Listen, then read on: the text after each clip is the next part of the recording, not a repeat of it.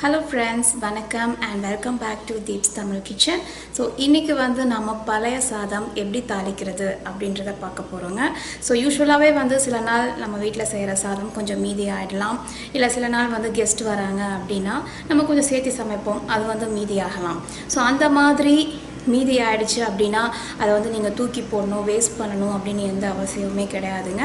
அதை வந்து நீங்கள் தண்ணி ஊற்றி வச்சுட்டு நெக்ஸ்ட் டே நல்லா தண்ணியை வடிச்சிட்டு சூப்பராக வந்து தாளிக்கலாம். அது வந்து ரொம்ப ரொம்ப டேஸ்ட்டாக இருக்கும், ரொம்ப டிஃப்ரெண்ட்டான டிஷ் கூட. ஸோ இன்றைக்கி வந்து நான் உங்களுக்கு அந்த பழைய சாதம் எப்படி தாளிக்கிறது அப்படின்றத பார்க்கலாம். ஓகே ஃப்ரெண்ட்ஸ், ஸோ இங்கே பார்த்தீங்கன்னா ஒரு 2 கப் அளவுக்கு பழைய சாதம் நேற்று வந்து மீதியானது நைட்டே தண்ணி ஊற்றி வச்சுட்டு காலையில் வந்து நான் வடிச்சிட்டேன். தண்ணி ஃபுல்லாக வடித்து சாதத்தை மட்டும் எடுத்து வச்சுருக்கேன். இப்போ வந்து என்னென்ன இன்க்ரீடியன்ட்ஸு நீங்கள் கட் பண்ணணும் அப்படின்னு சொல்லிடுறேன். பார்த்திங்கன்னா ஒரு 2 பச்சை மிளகா, நீங்கள் ஒரு வரமிளகா கூட ஆட் பண்ணிக்கலாம், கொஞ்சம் கருவேப்பிலை, கொஞ்சம் கொத்தமல்லி, அதுக்கப்புறம் ஒரு பெரிய வெங்காயம் இந்த மாதிரி நீட்டமாக கட் பண்ணிக்கோங்க. அப்புறம் ஒரு நல்லா பெரிய தக்காளியாக இருந்ததுன்னா 1 போதும், கொஞ்சம் சின்னதாக இருக்குன்னா 2 தக்காளி இந்த மாதிரி துண்டாக நறுக்கிக்கோங்க. இதுக்கப்புறம் வந்து இந்த மாதிரி தாளிக்கும் போது போடுவோம் இல்லையா, பட்டை, கிராம்பு, இது சொல்ல மறந்துட்டேன், இஞ்சி பூண்டு பேஸ்ட்டு. ஸோ இதில் டேபிள் ஸ்பூன் இஞ்சி பூண்டு பேஸ்ட்டு தேவை, சரியா? அதுக்கப்புறம் வந்து நம்ம தாளிக்கும் போது யூஸ் பண்ணுவோம் இல்லையா, பட்டை, கிராம்பு, அப்புறம் சோம்பு, கடுகு, இந்த மாதிரி ஐட்டம்ஸு தேவைப்படும். பார்த்திங்கன்னா நான் ஆல்ரெடி கடாயில் ஒரு 1.5 டேபிள் ஸ்பூன் எண்ணெய் ஊற்றி வச்சுருக்கேன். ஆனதுக்கப்புறம் ஒரு சின்ன பீஸு இந்த அளவுக்கு மட்டும் பட்டை, அதுக்கப்புறம் கிராம்பு, இதை 1/4 டீஸ்பூன் அளவுக்கு சோம்பு, 1/4 டீஸ்பூனு இது கடுகு,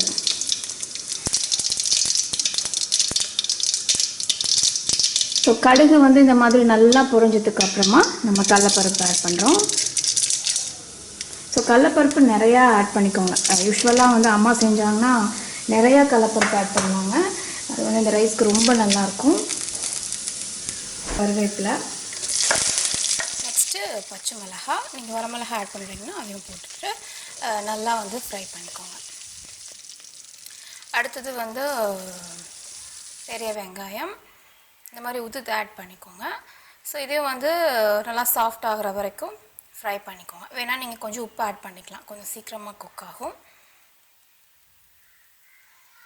பார்த்திங்கன்னா வெங்காயம் வதங்கிடுச்சு. நெக்ஸ்ட்டு வந்து ஒரு 1/2 டீஸ்பூனுக்கு மஞ்சள் தூள் போடுங்க. ஏன்னா வந்து நம்ம மசாலா பவுடரில் எதுவும் ஆட் பண்ண போகிறதில்ல, சாதம் வந்து நல்லா கலராக இருக்கணும், அதனால் கொஞ்சம் சேர்த்து ஆட் பண்ணிக்கோங்க மஞ்சள் தூள்.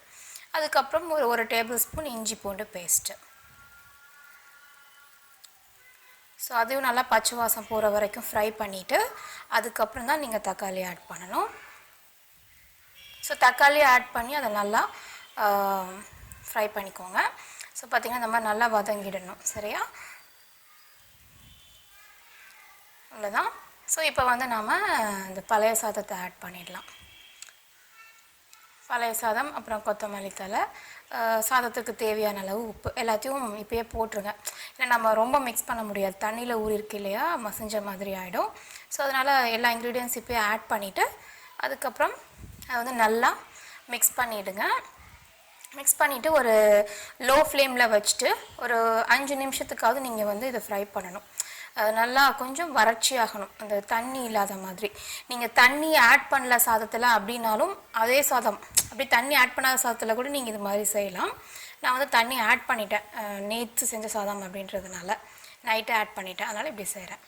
ஸோ அவ்வளோதான். நல்லா மிக்ஸ் பண்ணிவிட்டு ஒரு 5 நிமிஷம் லோ ஃப்ளேமில் வச்சு குக் பண்ணிட்டிங்கன்னா முடிஞ்சுது.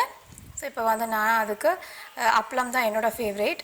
இப்போ வந்து பூண்டு கூழ் வடகம் பொரிச்சிடலாம், அப்பளம் கொஞ்சம். ஸோ எனக்கு வந்து இது கூட தான் சாப்பிட ரொம்ப பிடிக்கும். ஸோ அப்பளம் பொரிச்சாச்சு. அதுக்கப்புறம் வந்து பூண்டு வடகம் அதையும் பொரிக்கிறேன். பொரிச்சிட்டா அவ்வளோதாங்க, அதுக்கு தேவையான சைட் டிஷ் ரெடி ஆகிடுச்சு. ஸோ அப்பளம் வடகம் ரெடி ஆகிடுச்சு. பழைய சாதம் நல்லா ஃப்ரை பண்ணியாச்சு சூப்பராக. ஸோ வந்து என்னோடய சஜஷன் என்னென்னு பார்த்தீங்கன்னா, இதை வந்து ரொம்ப சுட சுட சாப்பிட்றத விட செஞ்சு ஒரு 1 மணி நேரம் 2 மணி நேரம் கழித்து சாப்பிட்டிங்கன்னா நல்லா டேஸ்ட்டெல்லாம் உள்ளே இறங்கி ரொம்ப நல்லாயிருக்கும். கம்பேர் பண்ணி பார்க்கும்போது ஆறுனதுக்கு அப்புறம் தான் இது வந்து ரொம்ப டேஸ்ட் நல்லாயிருக்கும். ஸோ சாப்பிட்றதுக்கு 1 மணி நேரத்துக்கு முன்னாடியே வந்து இது செஞ்சுருங்க. ஸோ அப்பளம் ஊறுகாய் கூட இதை நீங்கள் சாப்பிட்லாம். ஸோ நான் வந்து மார்னிங் பிரேக்ஃபாஸ்ட்டுக்கு இதை ப்ரிப்பேர் பண்ணினேன். மீதி இருக்க சாதத்தை தயிர் சாதம் மத்தியானம் செஞ்செல்லாம் நினச்சிட்டு இருந்தேன்.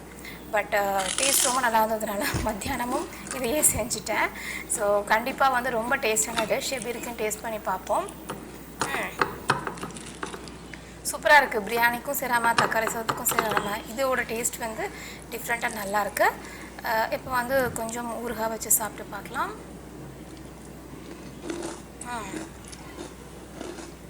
ரொம்பவே சூப்பராக இருக்குங்க.